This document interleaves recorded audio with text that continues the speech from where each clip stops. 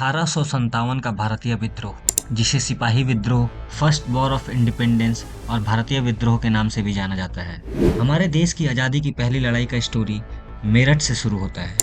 1857 10 मई, मेरठ के सदर बाजार में भारतीय सैनिकों ने अंग्रेजों पर हमला करके 10 मई 1857 को मेरठ पर कब्जा कर लिया था। दरअसल 1857 में विद्रोह होने से पहले भी छोटे मोटे विद्रोह हुआ करते थे अंग्रेजों के खिलाफ, लेकिन अंग्रेज 1857 में अपनी हद पार कर गए थे।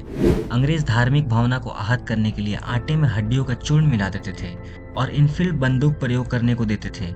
इनफील्ड बंदूक भरने के लिए कारतूसों को दांत से काटकर खोलना पड़ता था और उसमें भरे हुए बारूदों को बंदूक की नली में भरकर खोलना पड़ता था। कारतूस के बाहरी हिस्सों में चर्बी होती थी। भारतीय सिपाहियों को जब यह पता चला कि कारतूस में लगी हुई चर्बी गाय और सुअर के मांस से बनाई जाती है, इससे हिंदू और मुसलमान सैनिक क्रोध से पागल हो गए, क्योंकि गाय हिंदू के लिए पवित्र था तो वहीं सुअर मुस्लिमों के लिए अपवित्र था। और इस घटना के बाद भारतीय सैनिकों में अंग्रेजों के खिलाफ नफरत को और बढ़ा दिया। इसके बाद सबसे पहले बैरकपुर छावनी में वीर मंगल पांडे ने 29 मार्च 1857 को विरोध किया। जब अंग्रेज मंगल पांडे को पकड़ने की कोशिश किए तो वीर मंगल पांडे ने कई अंग्रेजों को मौत के घाट उतार दिया और इससे अंग्रेजी हुकूमत चिढ़ गई और अंग्रेजों ने 8 अप्रैल 1857 को मंगल पांडे को फांसी पर चढ़ा दिया। मंगल पांडे की फांसी की खबर उस समय पूरे भारत में आग की तरह फैल गई थी और पूरे भारत के अलग अलग हिस्सों में क्रांतिकारियों ने अंग्रेजों के खिलाफ विद्रोह करना शुरू कर दिया था। 10 मई 1857 को भारतीय सैनिक मेरठ पर कब्जा कर लिए। मेरठ में मिली सफलता के बाद सभी भारतीय सैनिकों में कॉन्फिडेंस और अंग्रेजों के प्रति नफरत को और बढ़ा दिया। इसके बाद भारतीय सैनिक दिल्ली आ गए। दिल्ली आकर क्रांतिकारी सैनिकों ने अंग्रेज कर्नल रिप्ले की हत्या कर दी और दिल्ली पर भी कब्जा कर लिया। और इसी समय अलीगढ़, इटावा, आजमगढ़, गोरखपुर, बुलंदशहर में भी स्वतंत्रता को डिक्लेयर कर दिया गया। इसके बाद फर्स्ट वॉर ऑफ इंडिपेंडेंस का सेंटर दिल्ली बना और इसके लीडर बने बहादुर शाह जफर, जो कि आखिरी मुगल शासक भी थे। दरअसल बहादुर शाह जफर बहुत बूढ़े हो चुके थे, इसलिए भारतीय विद्रोह का सारा कंट्रोल जनरल बख्त खां और उनके साथी नाना साहब के पास था।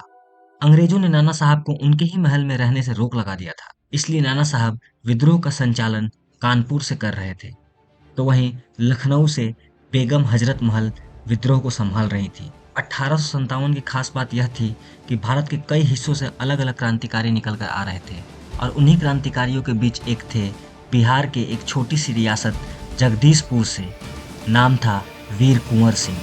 70 वर्ष के उम्र में भी उन्होंने अंग्रेजी सेना को हिला कर रख दिया था। बहादुर कुंवर सिंह कई सैनिकों को दानापुर से आरा पहुंचाने में नेतृत्व प्रदान किए थे। 1857 के विद्रोह में इन सभी क्रांतिकारियों में सबसे प्रमुख नाम था झांसी की रानी लक्ष्मीबाई का, जिन्होंने झांसी में सैनिकों को ऐतिहासिक नेतृत्व प्रदान किया। झांसी के राजा गंगाधर राव की मृत्यु के बाद लॉर्ड डलहौजी, जो उस समय का अंग्रेजी अधिकारी था, जिसने राजा के दत्तक पुत्र यानी एडॉप्टेड सन को उत्तराधिकारी मानने से मना कर दिया था और according to doctrine of lapse Jhansi को ईस्ट इंडिया कंपनी में मिला लिया। डॉक्ट्रिन ऑफ लैप्स यानी व्यापकता के सिद्धांत, इसके अनुसार अगर कोई भी राजा का बेटा नहीं हुआ और राजा की मृत्यु हो गई तो डॉक्ट्रिन ऑफ लैप्स के अनुसार वो राज्य पर अंग्रेजों का अधिकार हो जाता था। ये नियम लॉर्ड डलहौजी ने बनाया था, जो कि एक घटिया इंसान था। राजा गंगाधर राव की विधवा यानी महारानी लक्ष्मीबाई ने मैं अपनी झांसी नहीं दूंगी का नारा लगाया और अंग्रेजों के खिलाफ युद्ध का घोषणा कर दिया। फिर तांत्या टोपे की सहायता से महारानी लक्ष्मीबाई अंग्रेजों के खिलाफ खूब लड़ाई लड़ी। महारानी लक्ष्मीबाई की वीरता को देखते हुए आम लोग भी लड़ाई में अंग्रेजों के खिलाफ कूद पड़े थे। उस विद्रोह में आम लोगों द्वारा दिया बलिदान कल्पनीय था। और फिर महारानी लक्ष्मीबाई ने अंग्रेजों से लड़ते लड़ते 18 जून 1858 को ग्वालियर में वीर गति को प्राप्त हो गई थी। और फिर 1857 का विद्रोह यानी फर्स्ट वॉर ऑफ इंडिपेंडेंस का प्रभाव कम होने लगा। 1857 का विद्रोह से अंग्रेजों का ईगो तो जरूर हट हुआ था और उस समय के वायसराय लॉर्ड कैनिंग ने बाहर से अंग्रेजी सेना बुलाई और जनरल नील को सेनापति बनाकर सबसे पहले इलाहाबाद में क्रांति को कुचला। कई लोगों को मार दिया गया, गांवों को लूटा गया, निर्दोषों यानी जो आम लोग विद्रोह में शामिल नहीं भी थे उन्हें भी फांसी दे दी गई थी। यह सब क्रूअल सीन देखकर भारतीय डर गए और विद्रोह थम गया और 1859 के अंत तक भारत पर फिर से ब्रिटिश शासन शुरू हो गया था। First war of independence unsuccessful रहा, विद्रोह असफल हुआ, लेकिन क्यों? फर्स्ट वॉर ऑफ इंडिपेंडेंस में भारतीयों के हार की सबसे बड़ी वजह देसी राजाओं का देशद्रोही रुख था। अनेक भारतीय राजाओं जैसे पटियाला के शासक ग्वालियर के सिंधिया, कश्मीर के महाराजा और भी कई जिन्होंने अंग्रेजों की सहायता की थी, फाइनेंशियली और मैन पावर दोनों से सहायता की थी इन देशद्रोही राजाओं ने अंग्रेजों की।